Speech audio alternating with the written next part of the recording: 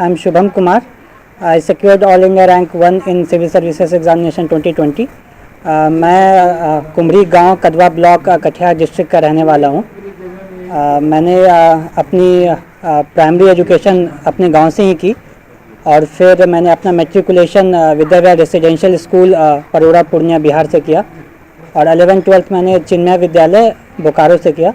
इसके बाद मेरा चयन IIT बॉम्बे में हुआ, जहाँ से मैं सिविल इंजीनियरिंग बीटेक 2014 to 2018 मैंने वहाँ से किया एंड जनवरी 2018 से मैंने सिविल सर्विसेज की तैयारी स्टार्ट की एंड 2019 में मेरा रैंक 290 रहा और मेरे परिवार में टोटल 8 लोग हैं और ये एक जॉइंट फैमिली है। मेरे पापा बैंक मैनेजर हैं उत्तर बिहार ग्रामीण बैंक में और मेरे चाचा एक्यूप्रेशर प्रैक्टिशनर हैं एंड मेरी मम्मी चाची घर पे ही रहती हैं एंड मेरी दीदी जो है वो साइंटिफिक ऑफिसर है बार्क इंदौर में।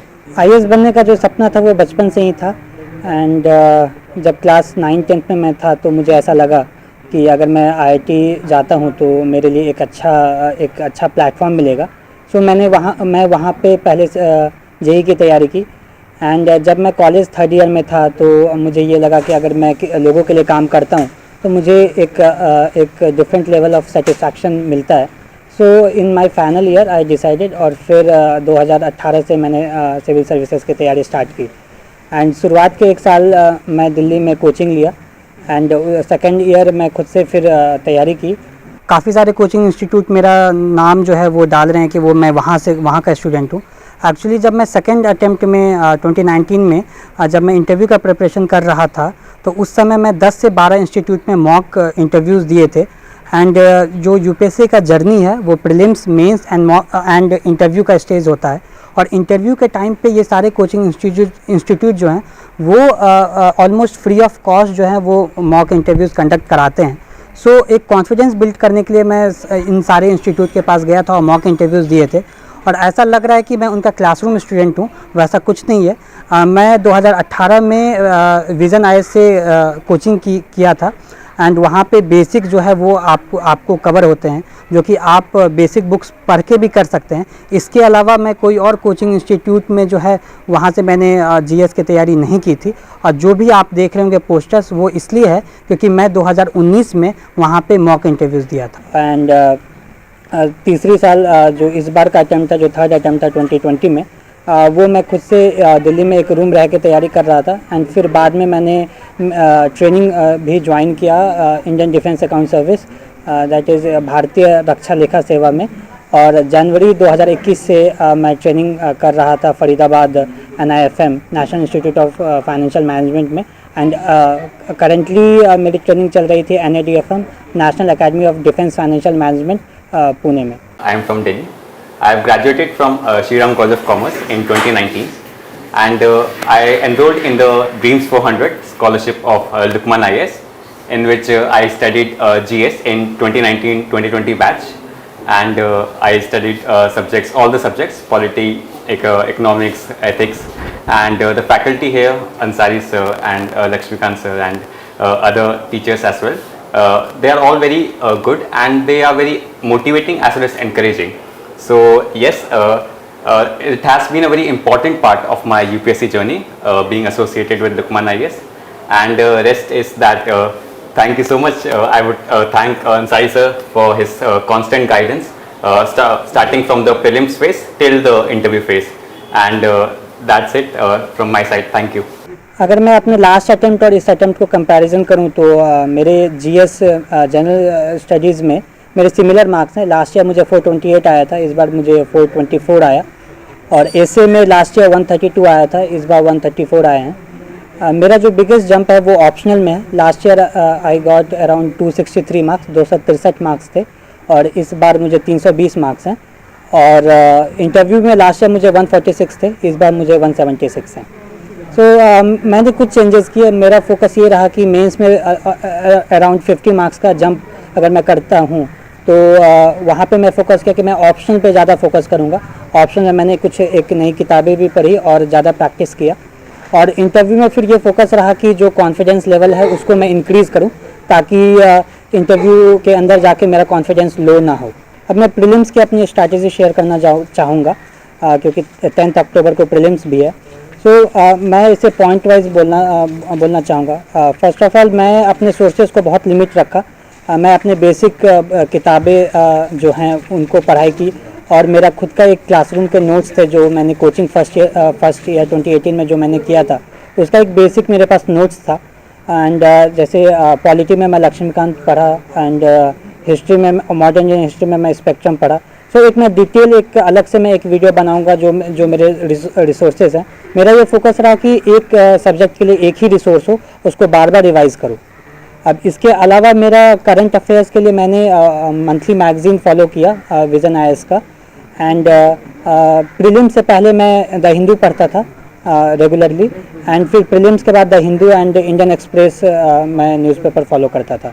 एंड इंटरव्यू स्टेज में मैंने टाइम्स ऑफ इंडिया भी फॉलो किया। इसके साथ साथ तीसरा पॉइंट ये मैं कहना चाहूँगा कि कोई भी स्टेज के लिए इट इज़ वेरी इंपॉर्टेंट कि आपके पास प्रॉपर प्लानिंग हो। मैंने प्रीलिम्स के लिए एक डिटेल प्लान जो है वो अपने पास रखा था। और फॉर एग्जांपल अगर मैं बताऊं तो अगर प्रीलिम्स डे 0 को है तो लास्ट के 4 दिन मैं फाइनल रिवीजन के लिए रखता था, जहां पे मैं मेरे जो शॉर्ट नोट्स है उसको मैं रिवाइज़ करता था, और जो फैक्ट्स एंड फिगर्स हैं उसको मैं लास्ट के दिनों में रिवाइज़ करता था। फिर डे 4 टू डे 20 फिर 15 डेज़ का जो पीरियड है उसमें मैं अपना सेकंड रिवीजन करता था, जहाँ पे मैं अपने जितने सारे टेस्ट सीरीज़ दिए हैं उसको रिवाइज़ करता था, और जो मेरे खुद के नोट्स हैं उसको रिवाइज़ करता था। ये मेरा सेकंड रिवीजन होता था। और पहला जो एक रिवीजन है वो मेरा होता था ऑलमोस्ट डे 20 टू डे 50। ये 50 डेज़ का ये प्रॉपर प्लान होता था, जो कि मैं प्रीलिम से पहले जो है इसको इम्प्लीमेंट किया था इस बार, और लास्ट ईयर भी मैंने इम्प्लीमेंट किया था। लास्ट ईयर अराउंड मुझे 110-111 मार्क्स से प्रीलिम्स में 2019 CSE में, और इस बार मैं एक्सपेक्ट कर रहा हूँ कि 120 टू 125 रहेंगे। एंड प्री के लिए बहुत ज़रूरी है कि आप ज़्यादा से ज़्यादा टेस्ट लगाएं। 2019 में मैंने 70 से 75 टेस्ट लगाए थे, एंड 2020 में चूँकि टाइम कम था, ऑलमोस्ट 50 डेज़ ही थे रिज़ल्ट के बाद, मैं अराउंड 35 टू 40 टेस्ट लगा पाया था। इसमें मैं जो टेस्ट सीरीज़ है उसको लगाने का मैं 3-4 पॉइंट्स मैं बताना चाहूँगा। पहला कि मैं अलग अलग कोचिंग के टेस्ट सीरीज़ लगाता था। एक विज़न IAS का मैं लगाया था, उनका कंप्लीट टेस्ट सीरीज़ में लगाया था। इसके अलावा मैं वाजीराम, फोरम IAS, ये अलग अलग कोचिंग के आपको ऑनलाइन सोर्सेज से आपको फ्री में भी उपलब्ध है, वहाँ से आप डाउनलोड करके आप उसको लगा सकते हैं। एंड इसके अलावा मेरा एक पीयर ग्रुप था जहाँ पे 3-4 लोग काफ़ी अच्छे से तैयारी कर रहे थे। हम लोग क्या करते थे कि एक गूगल शीट पे एक गूगल शीट बनाते थे और बाकी लोगों के मार्क्स वहाँ पे डालते थे और कंपैरिजन करते थे कि मैं अगर इतना मार्क्स ला रहा हूँ इस टेस्ट में तो मेरे फ्रेंड कितने ला रहे हैं। एंड ये बहुत ज़रूरी है क्योंकि फिर हम लोग जो है डिस्कशन करते थे कि कैसे इंटेलिजेंट गेसिंग को हम लोग बढ़ा सके। प्रीलिम्स टेस्ट सीरीज़ में बहुत अच्छे मार्क्स कभी नहीं आते थे, मुझे अराउंड 80 टू 90 एंड 70 टू 90 के बीच में स्कोर रहता था, बट कंसिस्टेंटली मेरे 80 ऑन एन एवरेज मार्क्स रहते थे। मेरा ये फोकस होता था कि मैं ज़्यादा से ज़्यादा टेस्ट सीरीज़ लगाऊँ और उसको एनालाइज करूँ, अपने वीक एरियाज़ को आइडेंटिफाई करूँ और जो लॉजिक एंड रीजनिंग है उसको डेवलप करूँ, क्योंकि यूपीएससी जो है वो क्वेश्चन जो है वो लॉजिक एंड रीजनिंग पे पूछता है, एंड आप कॉमन सेंस का यूज़ करके ऑप्शंस को एलिमिनेट कर सकते हैं और सही आंसर तक पहुंच सकते हैं। इसमें एक और चीज़ है कि जो टेस्ट का एनालिसिस है वो हम लोग काफ़ी डिटेल में करते थे। लास्ट ईयर मैं अपने रूममेट के साथ, जो कि अभी IAS है बिहार कैडर में ही, उसके साथ बैठ करके मैं टेस्ट सीरीज एनालाइज करता था। जैसे कि हम लोग डिस्कस करते थे कि जो टेस्ट सीरीज़ है वो 2 से 3 इटरेशन में करूँ, 2 से 3 बार में करूँ। पहला बार जो है वही क्वेश्चन को करूँ जिसमें मैं फुल्ली कॉन्फिडेंट हूँ। वो ऑलमोस्ट 1 घंटे से 1 घंटा 10 मिनट लगता था। फिर सेकंड इटरेशन करते थे जिसमें डाउट है, जो 2 ऑप्शंस जो एलिमिनेट कर चुके हैं उसको फिर उस क्वेश्चंस को करते थे। फिर जैसे ही 1 घंटा 35 मिनट होता था तो बबलिंग स्टार्ट करता था मैं, और 7 से 8 मिनट में जितने भी क्वेश्चंस मैं किए उसको बबल करता था। इसके बाद मैं आता था थर्ड इटरेशन में, और जैसे जैसे फिर क्वेश्चन करता था वैसे वैसे बबल भी करता था। आई थिंक अगर आप नंबर ऑफ इटरेशन ज़्यादा करते हैं प्रीलिम्स में, आपका जो इंटेलिजेंट गेसिंग है वो इंक्रीज़ होगा, आप ब्लंडर्स जो है वो कम करेंगे। प्रीलिम्स में हर बार अटेम्प्ट किया, लास्ट ईयर मैं 93 अटेम्प्ट किया था और इस बार मैं 95 अराउंड अटेम्प्ट किया था। एंड जो प्रीलिम्स के जो मॉक टेस्ट जब मैं देता था तो ये कोशिश करता था कि ये एनालाइज करूं कि किस क्वेश्चंस को छोड़ने हैं। सो मेरा जो वीक एरिया है वो था हिस्ट्री। सो मैं कोशिश करता था कि 4-5 जो क्वेश्चन छोड़ रहा हूँ वो history and ancient and medieval के हों, और जो मेरा स्ट्रेंथ एरिया जैसे इन्वायरमेंट, साइंस एंड टेक, उसके क्वेश्चंस को मैं चाहता था कि ज़्यादा से ज़्यादा अटेम्प्ट कर पाऊँ। और ये मैं फिर अपने फ्रेंड्स के साथ भी डिस्कस करके ये कोशिश करता था कि ब्लंडर्स कम हो। और एक प्रीलिम्स में बहुत इंपॉर्टेंट होता है कि आपका इंटेलिजेंट गेसिंग जो है वो इंक्रीज़ हो। सो किसी भी टॉपर को 30-35 क्वेश्चन से ज़्यादा प्रीलिम्स में नहीं आता है। एंड इसके बाद हमारा टारगेट होता है कि लगभग 50 क्वेश्चन को हम इंटेलिजेंट गेसिंग करें और उसमें ज़्यादा से ज़्यादा मार्क्स लाएं। सो इसके लिए मैं क्या करता था कि मैं अपने फ्रेंड के साथ बैठता था और फिर डिस्कस करता था, क्योंकि वो कुछ क्वेश्चन जो है वो सही करता था और मैं कुछ क्वेश्चन सही करता था। तो फिर हम लोग डिस्कस करते थे कि चूँकि हमारा नॉलेज बेस सेम होता था, तो हम लोग डिस्कस करते थे कि उसने क्या अपने नॉलेज को कैसे यूज़ किया कि वो सही किया। सो इसको हम लोगों ने लास्ट ईयर काफ़ी अच्छे से फॉलो किया था। और जब ये हम लोगों ने एनालाइज़ किया तो ये पाया कि स्टार्ट में ये जो इंटेलिजेंट गेसिंग है वो स्टार्ट में जो 2 ऑप्शंस बचते थे उसमें 50% का प्रोबेबिलिटी रहता था। फिर ये डिस्कशन करते हम लोग जो है वो 10 में से 7-8 क्वेश्चन सही कर देते थे, वैसे क्वेश्चंस जहाँ पे 2 ऑप्शंस जो हैं वो एलिमिनेट कर चुके हैं। सो इसमें कोशिश होता था कि कुछ ऐसा नॉलेज का यूज़ करें जिसमें एक और ऑप्शन एलिमिनेट करे और फाइनल आंसर तक पहुँच पाए। इसके अलावा मैं चूँकि अभी प्रीलिम्स आने वाला है तो इसके लिए मैं कुछ एग्ज़ाम हॉल के टिप्स देना चाहूँगा। आप जो हैं अभी कुछ नया टॉपिक्स कुछ नहीं पढ़े, जो आप पढ़े हैं उसको अच्छे से रिवाइज़ करें। एंड ये एग्ज़ाम जो है this is not only the test of knowledge, ये आपकी नॉलेज का बस टेस्ट नहीं है, ये आपका पर्सनालिटी एंड कॉन्फिडेंस का टेस्ट है। अगर ये मैं इम्प्लीमेंट करके देखा हूँ, क्योंकि मुझे मॉक में 80 मार्क्स आते थे, बट जब मैं एग्ज़ाम हॉल में जाता था तो काफ़ी कॉन्फिडेंट होके जाता था। एंड आधा घंटा पहले जा कर के रूम में बैठ के आंखें बंद करके एक ध्यान करता था कि मैं अच्छे से स्टेबल हो जाऊँ। और ये मैं सोचता था कि मैं जो हूँ इस बार अच्छे से प्रीलिम्स क्वालिफाई करूँगा। और जब एग्ज़ाम में मैं स्टार्ट करता था पेपर तो ये कहीं से भी ये डाउट नहीं होता था कि ये एग्ज़ाम जो है वो मेरे से नहीं हो पाएगा। सो आई थिंक ये कॉन्फिडेंस जो है वो आपको बहुत बड़ा रोल प्ले कर सकता है, क्योंकि इससे जो आप गेस वर्क करेंगे, आप अपना लिमिटेड नॉलेज को यूज़ करेंगे क्वेश्चन सॉल्व करने में, ये कहीं ना कहीं आपका इंक्रीज़ होगा और आप ज़्यादा से ज़्यादा आंसर को सॉल्व कर पाएंगे, ज़्यादा से ज़्यादा आप क्वेश्चन सॉल्व कर पाएंगे और कम से कम आप ब्लेंडर करेंगे। आपको पेपर मिलता है तो आप जो क्वेश्चंस नहीं आता उसको लीव करिए। जैसा कि मैंने बताया कि आप first, second and third iteration करिए। पहले इटरेशन में पहली बार में वही क्वेश्चन करें जो आप कॉन्फिडेंट हैं, और जो ऑप्शंस जो आपका फोकस होना चाहिए वो राइट आंसर तक पहुंचने का होना चाहिए। तो इसके लिए आप ये करें कि जो रॉन्ग आंसर है उसको हटाएं। तो मेरा ये कोशिश होता था कि जो 4 ऑप्शंस हैं उसमें से जो सबसे ख़राब ऑप्शंस है उसको मैं पहले हटाता था, रादर देन जो सही ऑप्शन है उसको टिक करने के बजाय। तो 3 ऑप्शंस को मैं हटाता था तो फाइनल आंसर अपने आप पहुंच जाता था। तो इससे ये करने से आपके ब्लंडर्स जो हैं वो प्रीलिम्स में कम होंगे। और मैं अलग अलग पेन भी यूज़ करता था ताकि प्रीलिम्स में खास करके ताकि मैं जब सेकंड इटरेशन में आऊँ तो मैं उस क्वेश्चंस को आइडेंटिफाई कर पाऊँ जिसको मुझे देखना है। सो आप जो है इसमें थोड़ा टाइम आप बचेगा जब आप सेकंड इटरेशन कर रहे होंगे। इसके साथ साथ जब ये मैं बताना चाहता हूँ कि लास्ट ईयर प्रीलिम्स में लास्ट के 10 मिनट में ऑलमोस्ट 30 क्वेश्चंस मेरे बचे हुए थे। इवन तो मैं पहली बार उसको नहीं पढ़ रहा था, सेकंड इटरेशन में मैं उसको सॉल्व कर रहा था। सो उस समय आपका जो कामनेस है, आपका कॉन्फिडेंस जो है वो बहुत बड़ा रोल प्ले करता है, क्योंकि 30 क्वेश्चन 10 मिनट में करना हो, मैं एक बार उसको पढ़ चुका हूँ तो एक मन में ये होना चाहिए कि आप 20 सेकंड में एक वापस से उस क्वेश्चन को कर सकते हैं। तो इस कॉन्फिडेंस के साथ मैंने उसको अटेम्प्ट किया और जल्दीबाजी नहीं की कि लास्ट में 5 मिनट बचा है तो मैं जल्दी क्वेश्चन कर लूँ। मैं उसको आराम से सॉल्व किया और इस वजह से जो है वो मेरे प्री के जो मार्क्स हैं, मैं फॉरेस्ट सर्विस के लिए भी क्वालिफाई हुआ था एंड प्री के मार्क्स जो है वो 120 प्लस उम्मीद है कि रहना चाहिए। प्री का पेपर टफ आता है तो ये आप बिलीव करिए कि ये सबके लिए टफ है। तो उस समय आपको ये अपने पे कॉन्फिडेंस रहना चाहिए और जो भी आप पढ़े हैं, जो भी आप इतने 1 साल में पढ़े हैं उस पर आप कॉन्फिडेंट रहें और ये समझिए कि आप ज़रूर इस एग्ज़ाम को क्वालिफाई कर सकते हैं। प्रीलिम्स में एक बहुत इंपॉर्टेंट रोल प्ले करता है इटिमोलॉजी का। जो कोई भी वर्ड जो है प्री के जो क्वेश्चन आए हैं वो वर्ड का कुछ मतलब होता है। सो एग्ज़ाम में ऐसे काफ़ी क्वेश्चंस होंगे जिसका आपको कोई आइडिया नहीं होगा, बट उसके वर्ड्स को आप ब्रेक करके आप फाइनल आंसर तक पहुंच सकते हैं। फॉर एग्जांपल अभी मुझे कोई क्वेश्चन याद नहीं आ रहा 2020 का, बट 2018 में या 17 में क्वेश्चन था एम स्ट्रिप्स करके। सो वहाँ पे जो स्ट्रिप्स हैं वो जो है वो उससे पता चल रहा है कि ये टाइगर से रिलेटेड कुछ है।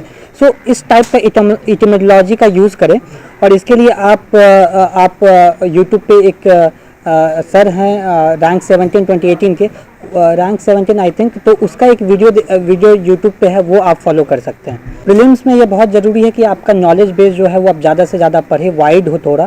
सो इसके लिए मैं PIB से टॉप 10 मिनिस्ट्रीज़ जो मुझे लगता है इंपॉर्टेंट है उसका ईयर इन रिव्यू पढ़ता था। और इन्वायरमेंट के लिए मैं जो यूनाइटेड नेशंस के अलग अलग वेबसाइट हैं, CBD है हो गया एंड CCD हो गया, इसके सारे वेबसाइट पे जा कर के थोड़ा इन्फॉर्मेशन निकालता था, और इससे आपका नॉलेज बहुत थोड़ा ब्रॉड होगा और आप क्वेश्चंस को अच्छे से अटेम्प्ट कर पाएंगे। अब मैं अपना मेंस स्ट्रैटेजी शेयर करना चाहूँगा। लास्ट ईयर मुझे मेंस में 428 मार्क्स आए थे 428, इस बार मुझे 424 मार्क्स आए हैं 424, एंड मेरे कंसिस्टेंटली डिसेंट स्कोर रहे हैं मेंस में। मैं लाइन एक करके मैं मेंस का स्ट्रैटेजी शेयर करना चाहूँगा। GS 1 में जो लास्ट ईयर भी फॉलो किया और इस बार भी फॉलो किया, वो ये कि जो ज्योग्राफी और हिस्ट्री के क्वेश्चंस हैं, मैं कोशिश किया कि उसमें वैल्यू एडिशन मैं कर पाऊँ, उसमें जो है वो मैं डायग्राम्स बना पाऊँ। सो इस बार के GS 1 में मैंने ऑलमोस्ट 17 to 18 डायग्राम्स बनाए थे, एंड चारों GS का मेरा ये फोकस रहा कि मेरा जो कंटेंट है वो लिमिटेड हो, मेरे जो बुक्स हैं वो लिमिटेड हो। सो इसके लिए मेरे खुद के नोट्स को मैं ज़्यादा से ज़्यादा फॉलो किया, और इसके अलावा जो मेंस के मैं टेस्ट सीरीज़ लगाए थे उससे मैं शॉर्ट नोट्स बनाता था, और टॉपर्स के कॉपीज़ को मैं विज़न IAS के ऐप के थ्रू मैं वहाँ देखता था, और वहाँ से भी मैं कोशिश करता था कि कुछ पॉइंट्स जो हैं जो अच्छे लग रहे हैं उसको मैं अलग से पेज में लिखता था। एंड पूरा मेंस का जो ये जर्नी रहा उसमें 2-3 चीज़ें जो मैं कंसिस्टेंटली फॉलो किया। पहला जो मैं बताया कि लिमिटेड रिसोर्सेज, सेकेंडली कि मैं टेस्ट सीरीज़ जो है वो मैं काफ़ी अटेम्प्ट किया। लास्ट ईयर अराउंड मैं 30 to 35 टेस्ट में लगाया था, और इस साल टाइम कम होने की वजह से मैं ऑलमोस्ट 10 to 15 टेस्ट लगाया था। एंड टेस्ट सीरीज़ भी 2 तरीके के मैंने लगाए, एक डेली आंसर राइटिंग प्रैक्टिस जो कि मैं खुद रूम पे बैठ के 6-7 क्वेश्चन 1 घंटे में करता था, और इसके अलावा हर तीसरे चौथे दिन जो है वो मैं फुल लेंथ टेस्ट एंड जो सेक्शनल टेस्ट है 3 घंटे का वो मैं लगाता था। एंड इसके अलावा मैं फोकस किया कि मेरा प्रेजेंटेशन जो है वो इम्प्रूव हो, और जो वैल्यू एडिशन हैं वो अच्छे से हो पाए, और सारे के मैं शॉर्ट नोट्स बनाता था ताकि मैं एंड में एग्ज़ाम में उसको मैं अपने आंसर में इंक्लूड कर पाऊँ। सो GS 1 में जैसे ज्योग्राफी में मैंने बताया कि मैंने कुछ डायग्राम्स अलग से छाट के रखे थे। फॉर एग्जांपल इंडिया का नक्शा बना करके कौन सा एरिया फ्लडिंग के लिए प्रोन है, कौन सा एरिया में ड्राउट आता है, कौन सा एरिया में अर्थक्वेक आता है, तो इस टाइप से मैंने जो है वो डायग्राम जो है वो रेडी करके रखा था, ताकि इस टाइप के क्वेश्चंस आते ही हैं। जैसे वाटर मैनेजमेंट के क्वेश्चंस आप देखेंगे हर साल आते हैं, तो वाटर के लिए मैं एक चार्ट बना के रखा था कि 1947 में ऑलमोस्ट 5000 लीटर्स पर पर्सन अवेलेबल वाटर अवेलेबिलिटी थी इंडिया में, फिर अभी क्या है 1600 लीटर्स के करीब है, एंड फिर 2050 में क्या होगा ऑलमोस्ट 1000 लीटर्स। सो ये एक जो चार्ट ये मैं बोल रहा हूँ, ये आप अलग से आप पहले से सिलेबस को देखते हुए आप प्रिपेयर कर सकते हैं, क्योंकि एग्ज़ाम में आपको कुछ नया चीज़ याद नहीं आएगा। जो आप प्रिपेयर पहले से किए हुए हैं और जो आप प्रैक्टिस किए हुए हैं टेस्ट में, वो आप बाकायदा एग्ज़ाम हॉल में आप उसको इम्प्लीमेंट कर सकते हैं। इसके अलावा मेंस के लिए बहुत ज़रूरी है कि आप प्रीवियस ईयर क्वेश्चंस को देखें और प्रीवियस ईयर क्वेश्चन से आप एनालाइज करें। मैं लास्ट ईयर के मुकाबले इस बार मैं प्रीवियस ईयर क्वेश्चन को भी देखा था। अपने 2-3 लोगों का हमारा एक ग्रुप था 3 लोगों का, उसमें मेरे फ्रेंड जो हैं वो IRS हैं, उनके साथ में बैठ के मैंने ये प्रीवियस ईयर क्वेश्चन को मैं देखा था और उसके मॉडल आंसर्स भी प्रिपेयर किए थे। और चूँकि UPSC का सिलेबस ऐसा है कि काफ़ी सारे टॉपिक्स जो हैं वो रिपीट होते हैं, अलग फॉर्मेट में रिपीट होते हैं, बस आपको करंट अफेयर्स के चीज़ों को ऐड करना होता है। फॉर एग्ज़ाम्पल जैसे वाटर का मैं बताया, जैसे गवर्नेंस हो गया पेपर 2 में, वो रिपीट होंगे क्वेश्चंस। पंचायती राज इंस्टीट्यूशंस रिपीट होते हैं, वो सिलेबस में भी हैं। सो आप इन सारे टॉपिक्स का आप शॉर्ट नोट्स बना सकते हैं, और जो करंट अफेयर्स में चीज़ें चल रही हैं उनका आप वैल्यू एडिशन कर सकते हैं ताकि आपका आंसर एक थोड़ा यूनिक हो और एनरिच आंसर हो सके। से मैं कहूँगा कि जो मैं टेस्ट सीरीज़ लगाया था, जो कि GS1 का सिलेबस बहुत वास्ट है, सो जो मैं टेस्ट सीरीज़ लगाया था उसको मैं एज अ अपना नोट्स के तरह उसको मैं रखता था। एंड फॉर एग्जांपल मैंने विजन आईएएस के टेस्ट सीरीज़ लगाए थे, सो उसका मैं नोट्स अलग से रखता था और जो वैल्यू एडिशन चीज़ें हैं वो टॉपिक्स को मैं गूगल करता था और वहाँ से फिर मैं वो अपने नोट्स में डालता था। फॉर एग्ज़ाम्पल हिस्ट्री में जैसे अगर मैं मौर्य एम्पायर के बारे में पढ़ रहा हूँ, सो गूगल करके उसके इमेजेस जैसे मौर्यन पिलर है उसके डायग्राम्स को अपने नोट्स में इंक्लूड कर लेता था। बुद्धिज़्म जैनिज़्म से रिलेटेड कोई डायग्राम्स हैं तो उसको इंक्लूड कर लेता था कि बुद्धिज़्म जैनिज़्म के कहाँ कहाँ साइट्स हैं इंडिया में। सो अगर बुद्धिज़्म जैनिज़्म का कोई क्वेश्चन आया तो इंडिया का नक्शा बना करके कहाँ कहाँ इंपॉर्टेंट साइट्स हैं उसको मैं दिखा देता था। GS2 में मैंने वैल्यू एडिशन के लिए जो सुप्रीम कोर्ट के जजमेंट्स हैं उसको मैं अपने आंसर्स में इंक्लूड करता था। इसके साथ साथ काफ़ी ज़्यादा रिसर्च पेपर्स आते हैं, जैसे नीति आयोग का डॉक्यूमेंट है स्ट्रैटेजी फॉर न्यू इंडिया @75, उसको मैं थॉरली पढ़ा और वहाँ से नोट्स बनाए और उसके भी फिर शॉर्ट नोट्स बना करके उसको मैं एज अ पॉइंट यूज़ करता था कि एजुकेशन में जो है वो ऐसा होना चाहिए as suggested by NITI Aayog in its document strategy for new India @75। सो जब आप ये वैल्यू एडिशन करेंगे सो ये आपको बाकी और सब कॉपी से आपको आधा 1 मार्क्स करके आपको हर क्वेश्चन में एक्स्ट्रा मिलेगा और जब आप ओवरऑल देखेंगे तो हर पेपर में आप 10 से 15 मार्क्स इंक्रीज़ कर सकते हैं और ओवरऑल आप 60-70 मार्क्स जो है वो GS में इससे आप इंक्रीज़ कर सकते हैं। GS3 के लिए मेरा बेस मेरा जो था वो सेम ही था, मेरे खुद के नोट्स थे। इसके अलावा मैंने टेस्ट सीरीज़ लगाए और जो वैल्यू एडिशन है उसमें मैंने ग्राफ्स का यूज़ किया और ये जो ग्राफ्स हैं वो आप बजट और इकोनॉमिक सर्वे से ला सकते हैं। काफ़ी वहाँ पे ग्राफ्स रहेंगे तो आपको बस ये करना है कि आपको 10 ग्राफ जो हैं 10 से 15 ग्राफ को अलग से सेपरेटली लिख लेना है। आपको डेटा वगैरह जो है ये बजट एंड इकोनॉमिक सर्वे से सेपरेट कर लेना है और एक शॉर्ट नोट्स बना लेना है। तो मेरे पास सारे GS पेपर के लिए मेरे पास 10-10 पेज के नोट्स होते थे जो कि मैं रिवाइज़ करता था अपने मॉक टेस्ट देने से पहले भी और फाइनल एग्ज़ाम में घुसने से पहले भी। सो फॉर एग्ज़ाम्पल GS1 में जैसे मैं बताया ज्योग्राफी के लिए मेरे पास डायग्राम्स थे, हिस्ट्री के लिए डायग्राम्स थे एंड GS2 में मेरे पास जजमेंट्स थे एंड सोसाइटी GS1 में सोसाइटी के लिए मेरे पास डेटा वगैरह थे जो कि मैं 6 से 7 पेज का एक डॉक्यूमेंट था जिसमें मैं सारा डेटा वगैरह इकट्ठा करके रखा था। GS3 के लिए भी डेटा वगैरह काफ़ी थे एंड केस स्टडीज़ वगैरह मैं लिख के रखता था कि अगर एजुकेशन मॉडल है हरियाणा का, फॉर एग्जांपल सक्षम मॉडल है, सो उसको मैं लगता था कि सक्षम हरियाणा एजुकेशन मॉडल, ताकि एजुकेशन से रिलेटेड क्वेश्चन आए तो उसको मैं वहाँ पे यूज़ कर पाऊँ। फॉर एग्जांपल सरल हरियाणा करके एक प्रोग्राम है जहाँ पे गुड गवर्नेंस पे फोकस किया गया है, सो उसको मैं अपने आंसर्स में इंक्लूड करता था।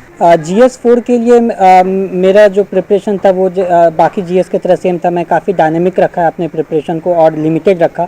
सो एक अपने दोस्तों के साथ बैठ करके जो GS4 के जो इम्पॉर्टेंट वर्ड्स हैं एथिक्स में, उन सारे वर्ड्स का एक डेफिनेशन और एग्जांपल्स जो है वो करंट एग्जांपल्स करके एक PDF बनाया था, एक डॉक्यूमेंट बनाया था जो कि 3-4 लोग मिलके हम लोग डिस्कस करते थे और फिर उसको जो भी क्वेश्चंस अगर आता है, जैसे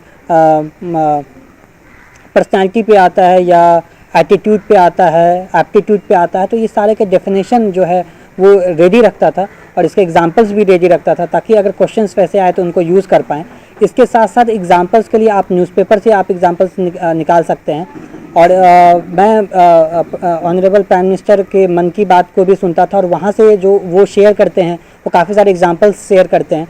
सो वहाँ से मैं एज ए एग्जांपल्स वहाँ से मैं निकालता था और 10 से 15 एग्जांपल्स रेडी रखता था और ये मैं सोचता था कि अगर क्वेश्चंस ऐसे आएंगे तो ये एग्जांपल्स को मैं कहाँ यूज़ कर पाऊँगा, कैसे यूज़ कर पाऊँगा।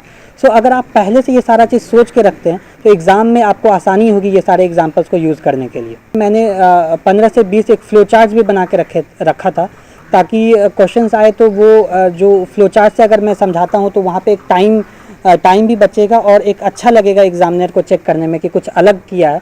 सो ये मैं सारा चीज़ जो है वो मैं एक टेलीग्राम चैनल बनाऊंगा, फिर ये सारी चीज़ें मैं शेयर करूंगा उस पर, सो आप उसको रेफ़र कर सकते हैं। इससे के लिए मैंने कुछ रिसोर्सेज मैंने यूटिलाइज़ किया था। फॉर एग्जांपल मैं योजना जो है लास्ट के 2 साल के योजना को मैं उसका जो पहला पेज है उसको मैं पढ़ा था अंदर में भी कुछ अगर इम्पोर्टेंट मिल गया तो उसको मैं निकाल लेता था।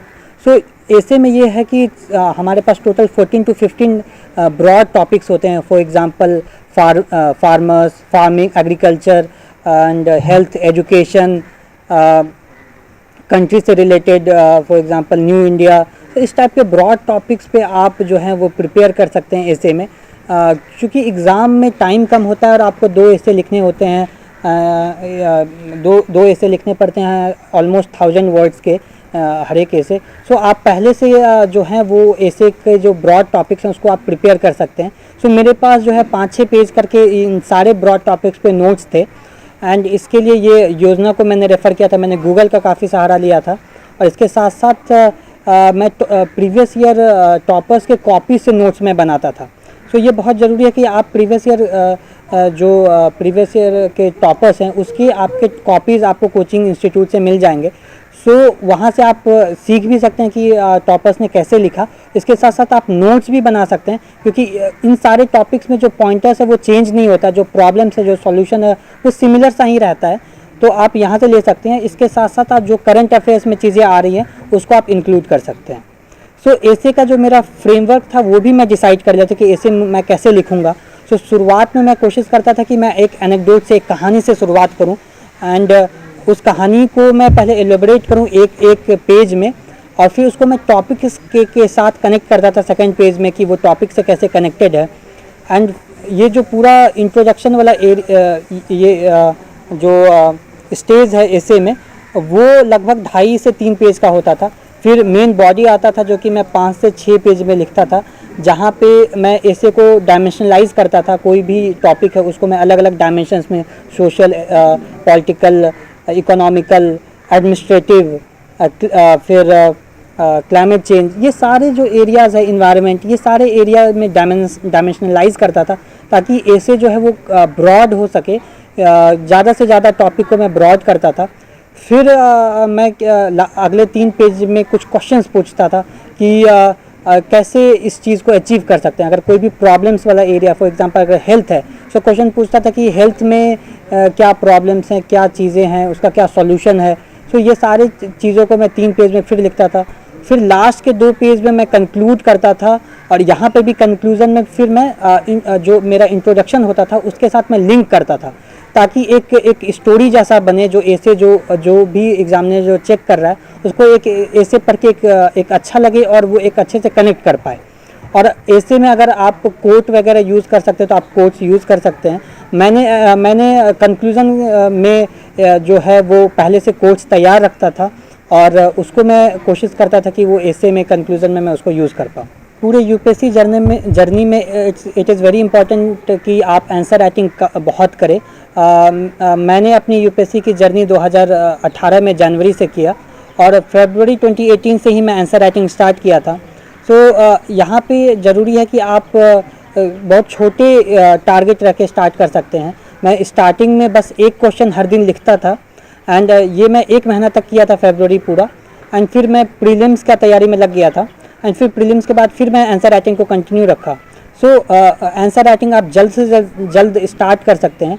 आप जब 1-2 टॉपिक जब आप पढ़ लें, for example polity and economics, and अगर आप न्यूज़ फॉलो कर रहे हैं तभी से आप आंसर राइटिंग स्टार्ट करें, क्योंकि एक दिन में आंसर राइटिंग ऐसी चीज़ है जो कि आपको एक दिन में नहीं आएगा। आपको कंटिन्यूस एंड कंसिस्टेंटली आपको मेहनत करना पड़ेगा। आंसर राइटिंग के लिए मैंने कुछ ऑनलाइन सोर्सेज को भी रेफ़र किया था। फॉर एग्जांपल क्वेश्चंस जो हैं आप गूगल करके आप क्वेश्चंस निकाल सकते हैं। फॉर एग्जांपल आई एस बाबा एक ऑनलाइन वेबसाइट है, इनसाइट्स ऑन इंडिया एक वेबसाइट है, वहाँ से आप डेली क्वेश्चंस वहाँ से निकाल सकते हैं। अगर आपको कहीं से क्वेश्चंस नहीं मिल रहे हैं तो आप प्रीवियस यूपीएससी के वेबसाइट पे जाइए, upsc.gov.in, वहाँ से आप प्रीवियस ईयर क्वेश्चन को डाउनलोड करिए, और प्रीवियस ईयर क्वेश्चन को आप एक एक करके आप आंसर राइटिंग प्रैक्टिस कर सकते हैं। आंसर राइटिंग में 3-4 चीज़ें इंपॉर्टेंट है। फर्स्टली कि आपका एक वेल स्ट्रक्चर होना चाहिए। मैं हमेशा से introduction, main body and conclusion हमेशा से हर क्वेश्चन में लिखा। इनफैक्ट अगर 2 मिनट भी अगर मैं लिख रहा हूँ तो मैं पहले इंट्रो देता था, फिर मेन बॉडी लिखता था, फिर कंक्लूजन लिखता था, और सारा का सारा जो पॉइंट्स होते, जो आंसर होता था वो मेरे पॉइंट्स में होते थे। मैं कोशिश करता था पॉइंट्स में लिखूँ। कभी कभी जो GS 4 एंड GS 2 के क्वेश्चंस होते हैं वो काफ़ी एनालिटिकल होते हैं, तो वहाँ पे आप पैराग्राफ फॉर्म में शिफ्ट कर सकते हैं। लेकिन यहाँ पे भी आपको ध्यान देने का ज़रूरत है कि आपका जो पैराग्राफ हो 3-4 मैक्सिमम 5 लाइन से ज़्यादा नहीं होना चाहिए। सो आप अगर आप पैराग्राफ में लिखते हैं तो फ्रीक्वेंट पैराग्राफ चेंज करिए। अगर आप पॉइंट्स में लिखते हैं तो आपके पॉइंट्स जो हैं वो 3-4 लाइन से ज़्यादा के नहीं होने चाहिए। एंड सेकेंडली मैं फोकस करता था कि अगर 10 मार्कर क्वेश्चंस हैं सो उसको मैं 2 भाग में डिवाइड करता था, एंड 15 मार्कर के क्वेश्चंस को मैं 3 सब क्वेश्चंस में डिवाइड करता था। एंड मैं कोशिश करता था कि ये डिवाइड करने के बाद मैं 10 मार्कर में 5 + 5 10 पॉइंट्स लिखूं, एंड 15 मार्कर में मैं 15 पॉइंट्स लिखूं, 5 + 5 + 5। और जो आंसर है वो आपका ऑप्टिमिज्म में एंड होना चाहिए। ऐसा नहीं लगना चाहिए कि आप बहुत निगेटिव पर्सन है। आपको इश्यूज़ को हाईलाइट करना है, but at the same time आपको सॉल्यूशन भी प्रोवाइड करना है, और ये दिखाना है कि आप एक पॉजिटिव माइंडसेट के व्यक्ति हैं। जैसा कि मैंने GS 1 से GS 4 में बताया कि आपको वैल्यू एडिशन करना है, और वैल्यू एडिशन के लिए आपके पास शॉर्ट नोट्स होना चाहिए जो कि आप आंसर्स में इंक्लूड कर सकते हैं। एंड आंसर राइटिंग में एक बहुत ज़रूरी है कि आपका टाइम मैनेजमेंट सही से हो, क्योंकि आपको 3 घंटे में 50 पेज लिखना होता है, और ये काफ़ी ड्रेनिंग सा टाइम होता है।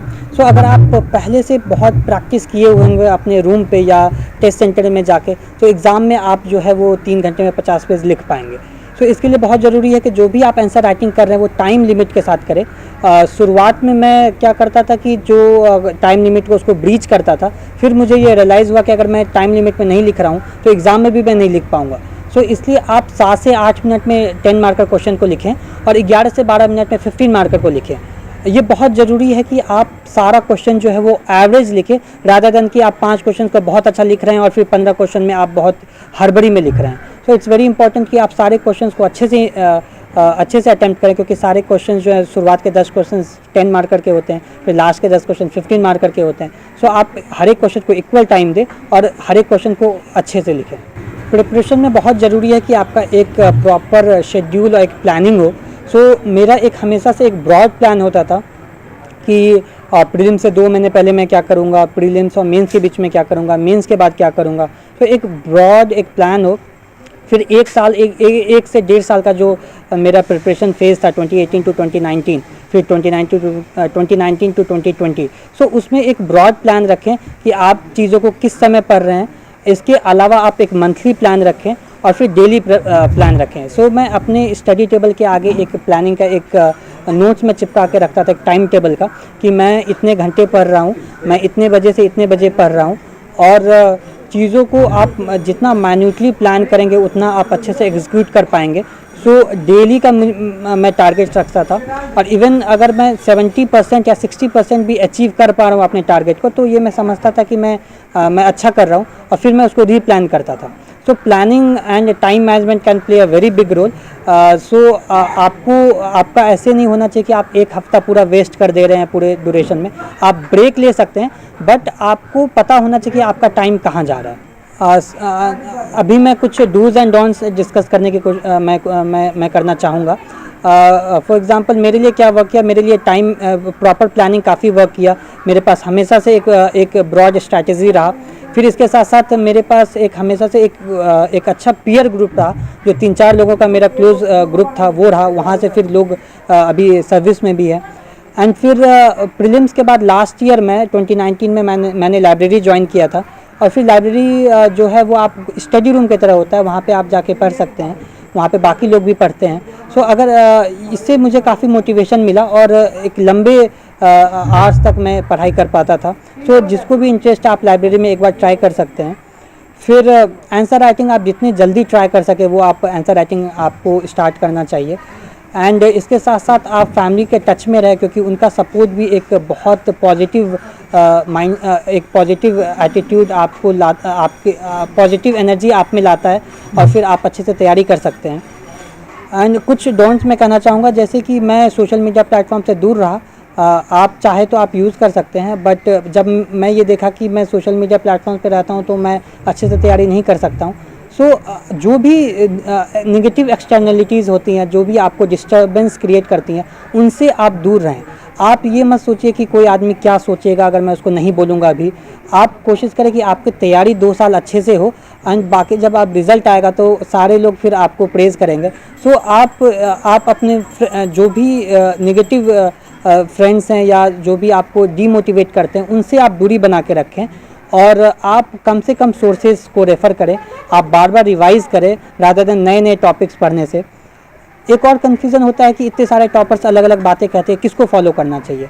आप सारे टॉपर्स की बातें सुनें, फिर अपना स्ट्रेंथ एंड अपना वीकनेस एरिया को देखें और अपने अनुसार एक आप प्लान करिए, क्योंकि ये एग्ज़ाम जो है वो आपके खुद का भी एक पर्सनालिटी टेस्ट है। आपके खुद का जो स्ट्रेंथ वीकनेस एरिया है उसके अकॉर्डिंग आप प्लान करेंगे तो आपको ज़्यादा से ज़्यादा मार्क्स मिलेगा। लास्ट ईयर मुझे इंटरव्यू में 146 मार्क्स आए थे एंड इस बार मुझे 176 आए। इंटरव्यू में ऑलमोस्ट 30 मार्क्स का जंप इस बार है। सो मेरा जो सबसे दिक्कत वाला ये पार्ट ये था कि मेरा कॉन्फिडेंस लेवल थोड़ा डाउन रहता था। सो इस बार के इंटरव्यू स्टेज में मैंने फोकस किया कि मैं ज़्यादा से ज़्यादा नॉलेज की तरफ नहीं भागूंगा, मैं अपना कॉन्फिडेंस लेवल को इंक्रीज़ करूंगा। और इसके लिए मैं नए नए लोगों से बातचीत करना स्टार्ट किया। जब मैं सर्विस ज्वाइन किया तो मैं कोशिश किया कि मैं ज़्यादा से ज़्यादा लोगों से इंटरेक्ट करूं। एंड इसके साथ साथ मैं कुछ मिरर प्रैक्टिस भी किया कुछ दिनों तक। आप अपने बैकग्राउंड को देखते हुए आप कुछ क्वेश्चंस को प्रिपेयर कर सकते हैं और आप मिरर के सामने बैठ करके आप प्रैक्टिस कर सकते हैं। आप देख सकते हैं कि आपका एक्सप्रेशन क्या आ रहा है, आप कैसे जवाब दे रहे हैं। एंड कोशिश करें कि आप इंटरव्यू में जब जाएं तो आप कॉन्फिडेंस लेवल आपका हाई रहे और आप स्माइल करते रहें, क्योंकि वहाँ पे आपका जो इंटरव्यू है it is a test of personality and not knowledge. ये बहुत बार बहुत सारे टॉपर्स बोल चुके हैं। सो आप कोई भी क्वेश्चंस आए तो उसको नर्वस नहीं होना है, आप कॉन्फिडेंटली सारे क्वेश्चंस को आपको फेस करना है। और एक और इम्पॉर्टेंट बात कि जब कोई डिफ़िकल्ट क्वेश्चन है सो आपको वहाँ पे हम्बली बोलना है कि सर मुझे नहीं पता, इस क्वेश्चन का आंसर नहीं पता, मैंने ये क्वेश्चन नहीं पढ़ा या ये एरिया मैं नहीं देखा। क्योंकि वहाँ पे आपकी ऑनेस्टी एंड इंटीग्रिटी चेक होती है। अगर आप अच्छे से अगर आप बोलते हैं कि आपको नहीं पता, ये भी एक आंसर ही है एंड वो आपको प्रेज़ करेंगे इसके लिए। इंटरव्यू के लिए आपका इंडिविजुअल प्रेफरेंस जो है वो मैटर करता है। अगर आपको लगता है कि आप मॉक इंटरव्यूज़ अटेंड करके आपका कॉन्फिडेंस लेवल अप हो रहा है, आपका प्रिपरेशन अच्छे से हो रहा है, तो आप मॉक इंटरव्यूज़ दे सकते हैं। लास्ट ईयर मैंने ऑलमोस्ट 10 to 12 मॉक इंटरव्यूज़ दिए थे और इस साल मैंने 2 ही मॉक इंटरव्यूज़ दिया, क्योंकि एक तो मैं दिल्ली में था नहीं और मुझे ये लगा कि मुझे कॉन्फिडेंस लेवल पे वर्क करना है और मुझे अपने पे ज़्यादा वर्क करना है रादर देन कि मैं मॉक वहाँ दूँ। लेकिन अगर आपको लगता है कि अगर आप मॉक दे के आपका कॉन्फिडेंस लेवल अप होता है तो आप मॉक्स दे सकते हैं। आप कोशिश करिए कि आपका जो मॉक हो वो उससे आप सीखें और वहाँ का जो एडवाइस आपको मिल रहा है वो आप जो है वो सेलेक्टिवली आप एडवाइस ले सकते हैं। ज़रूरी नहीं है कि आप सारा एडवाइस लें, क्योंकि मॉक में बहुत बार ऐसा होता है कि आपको ग्रिल करते हैं, आपको गलत एडवाइस भी दे सकते हैं। सो आप अकॉर्डिंगली अगर आप इंटरव्यू स्टेज तक पहुँचे हैं सो आप अकॉर्डिंगली आप उस चीज़ को सेलेक्ट कर सकते हैं कि आपके लिए क्या इंपॉर्टेंट है। मैं ये मानता हूँ कि कोचिंग जो है वो बहुत इंपॉर्टेंट नहीं है इस एग्ज़ाम के लिए, क्योंकि यूपीएससी का सिलेबस ऐसा है कि आप घर बैठ के भी तैयारी कर सकते हैं। आप ऑनलाइन सोर्सेस एंड जितने भी बुक्स हैं वो ऑनलाइन आप एक्सेस कर सकते हैं। इसके लिए जो यूपीएससी का सिलेबस है वो आपको पता होना चाहिए और आप उस टॉपिक्स को गूगल करके फॉर एग्ज़ाम्पल अगर गुड गवर्नेंस है या एथिकल गवर्नेंस है सो उसको आप डालिए और आगे यूपीएससी लिख दीजिए, तो आपको काफ़ी सारे वेबसाइट्स मिल जाएंगे जहाँ से आप इस टॉपिक पे आप जो है वो कंटेंट जो है वो आपको मिल सकता है। सो ऐसे करके आप पूरा का पूरा तैयारी जो है वो बिना कोचिंग का भी कर सकते हैं। बट इसके साथ साथ ये ज़रूरी है कि आप आंसर राइटिंग करें। आंसर राइटिंग के लिए आप या तो प्रीवियस ईयर क्वेश्चन का यूज़ कर सकते हैं या जो कोचिंग के जो टेस्ट सीरीज़ है वहाँ से आप मदद ले सकते हैं। जो भी यूपीएससी एस्पिरेंट है उनके लिए मैं 2-3 चीज़ें कहना चाहूँगा कि फर्स्टली आपको बिलीव करना चाहिए, बिलीव ये रखना चाहिए कि अगर आप अलग अलग इमोशंस के थ्रू गुजर रहे हैं, आप लो फील कर रहे हैं, आप फियरफुल हैं, सो ये सारे टॉपर्स जो हैं जो लिस्ट में आए हैं वो भी इस फेज़ से गुजरे हैं। सो आपको अपने पे एक कॉन्फिडेंस रखना चाहिए, रहना चाहिए और आपका एक प्रॉपर प्लानिंग होनी चाहिए एंड आप पॉजिटिव रहें और मोटिवेटेड रहें पूरे जर्नी में। आप अगर नंबर ऑफ़ अटेम्प्ट्स आपके इंक्रीज़ हो रहे हैं सो आप ये कोशिश करें कि आपका इंक्रीमेंटल इम्प्रूवमेंट हो, हर मेंस में हर इंटरव्यू में आपके मार्क्स बढ़े। डीकेटी के थ्रू मैं टॉपर्स के काफ़ी सारे वीडियोस में देखता था, बिकॉज़ ये मेरे लिए एक मोटिवेशन का काम करता था और जब भी मैं लो फील करता था सो मैं काफ़ी सारे टॉपर्स के वीडियोस DKT पे और अदर प्लेटफॉर्म्स पे भी मैं देखता था और फिर मोटिवेटेड रहता था। मैं कुछ कोट्स जो हैं वो अपने टेबल के आगे चिपका के रखता था। फॉर एग्जांपल मैं ये लिख के रखता था कि I will become a better version of my self. And दूसरा मैं लिखता था कि the more you sweat in peace the less you bleed in war. So आप जितना प्रैक्टिस करेंगे अपने रूम पे बैठ के अपने अपने पीयर ग्रुप में, उतना आपको आसानी होगा मेन एग्ज़ाम में।